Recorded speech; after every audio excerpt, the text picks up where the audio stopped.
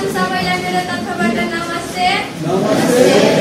मेरो नाम सेजल नेता हो। म यस श्री सुदेवपुर जमाविका कक्षा 10 मा अध्ययनरत छात्रा हुँ।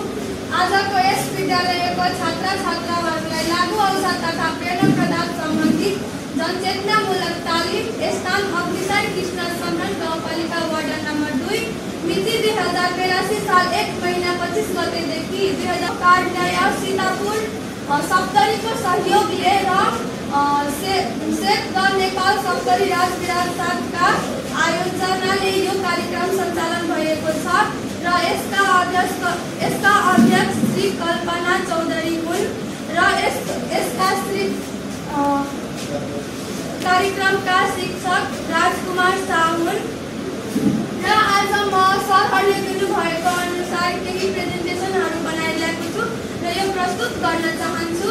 सर्वप्रथम हामीलाई लागु पदार्थ भनेको के हो त भन्ने कुरा बुझ्नुपर्छ र लागु पदार्थ भनेको कुनै पनि किसिमको रासायनिक, मानसिक, शारीरिक कार्य तथा व्यवहारमा नकारात्मक परिवर्तन ल्याउँछ भनेको कुनै पनि किसिमको यो रासायनिक भनेपछि रासायनिक पदार्थ हो। यसले मानसिक धेरै गरेर व्यवहारिक नभए पनि समाजमा धेरै गएर त्यही व्यक्तिलाई मानसिक असर पार्ने गर्दछ र अर्को शब्दमा भन्नुपर्दा लागु पदार्थ भन्नाले गाजा, कफिन, कोकाको झारपात वा तिनीहरूको सर्तत्व समेत मिलाई तयार गरिने पदार्थ हो।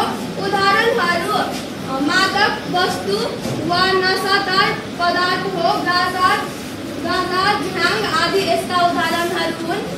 लागु पदार्थका उदाहरणहरू के हुन् त? गाजा, झाङ आदिहरू लागु पदार्थका उदाहरणहरू हुन्। र लागु पदार्थ दुर्व्यसन भनेको के हो त? हामीले लागु पदार्थ भनेको के हो त बुझ्यौँ, तर लागु पदार्थ दुर्व्यसन भनेको के हो? लागु पदार्थ दुर्व्यसन भनेको आदतको रूपमा विभिन्न किसिमका लागु पदार्थको नियमित प्रयोग गर्नु लागु दुर्व्यसन हुन्। भनेको आदतको रूपमा एक दिन प्रयोग गर्यो, 2 दिन प्रयोग गर्यो त्यति मात्र होइन, त्यो चाहिँ आदत हुनु क्या। आदत हुनु र त्यस नियमित रूपमा 10 दिन गरेर छोडिदियो त्यस्तो होइन, नियमित रूपमा हरेक दिन त्यसको प्रयोग गर्नु लागु दुर्व्यसन हो। लागु पदार्थ दुर्व्यसनका नकारात्मक असरहरू। लागु पदार्थ दुर्व्यसनका नकारात्मक असरहरू यस प्रकार छन्।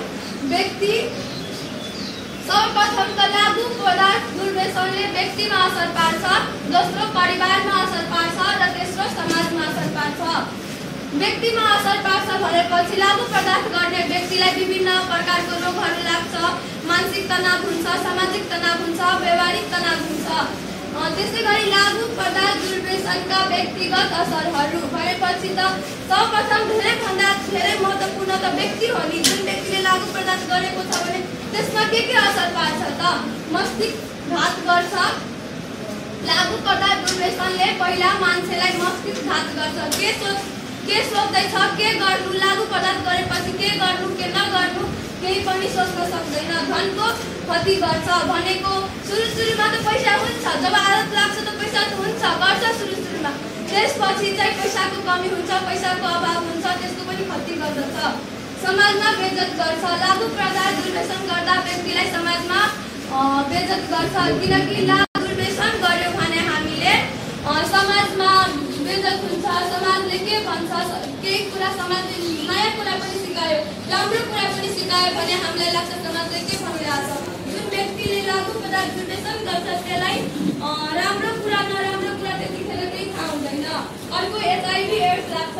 हामीहरू 9-10 का छात्र-छात्राहरू HIV एड्स भनेको त थाहा छ, जुन कि पहिला हामीले किताबमा पढेको थियौँ कि शारीरिक सम्बन्ध राख्दा मात्रै HIV एड्स लाग्छ, तर अहिले यसपालि यो कार्यक्रमद्वारा हामीले यो थाहा पायौँ कि HIV एड्स लागु पदार्थ दुर्व्यसन HIV एड्स लागु पदार्थ दुर्व्यसन गर्दा पनि लाग्छ। यो एकदमै खतरनाक रोग भन्न पनि सकिन्छ।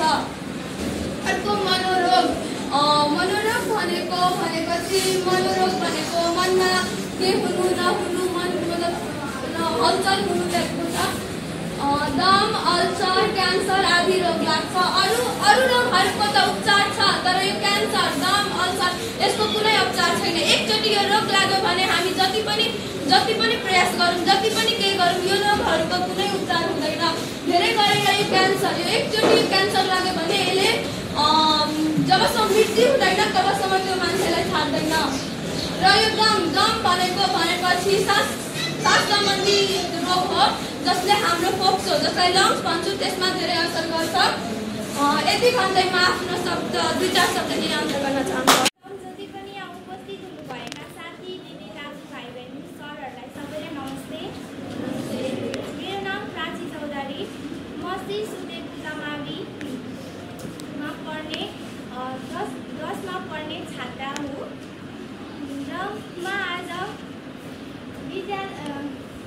विद्यालयको छात्राहरूलाई लागु औषध तथा पेय पदार्थ सम्बन्धी जनचेतनामूलक तालिम लिएकोमा मैले आज धेरै कुरा सिकेकी छु।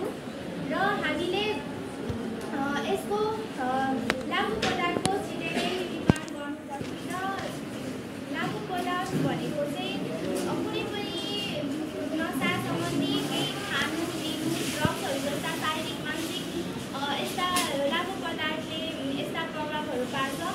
र हाम्रो गाउँठाउँमा समाजमा हेरिरहेको आज म केही 2 शब्द हाम्रो समाजमा चलिरहेको लागु पदार्थको बारेमा म के भन्न गइरहेकी छु। हाम्रो समाजमा यस्ता लागु पदार्थको कारणले धेरै नै असर गरिरहेको छ। किनभने लागु पदार्थको कारणले केही बाल बच्चाहरू शिक्षा लिन पाइरहेको छैन। उसको घर परिवारको अवस्था एकदमै नाजुक छ। त्यो लागु पदार्थ किन्नेहरूले धेरै नै चोरी डकैती गरिरहेको छ हाम्रो गाउँहरूमा। र अहिले लागु पदार्थको धेरै नै विकृति फैलिरहेको छ। जस्तै कि ठुलो मान्छेकोबाट हाम्रो विद्यालयमा पढ्न आउने विद्यालयमा पनि लागु पदार्थ लिने गर्छ, आजकल सिक्ने गर्छ। त्यसैले यसको हामी छिटोभन्दा छिटो न्यूनीकरण गर्नुपर्छ। र हामीले यसको यो लागु पदार्थको न्यूनीकरण गर्नको लागि गाउँमा प्रचार गर्नुपर्छ कि यो लागु पदार्थ भनेको केही त्यो एउटा अहिलेको जमानामा यो लागु पदार्थलाई फेसन जस्तो पनि मान्ने गर्छ। किनभने आफूलाई त्यो लागु पदार्थ लिएर आफूलाई एकदम ठुलो मान्छे पनि जनाउन खोज्छ होइन। केही यो लागु पदार्थ चाहिँ धेरै यो लागु पदार्थले गर्दा चाहिँ घरमा एकदम धनको कमी हुनु जस्ता प्रभावहरू पर्छ। र यो अहिले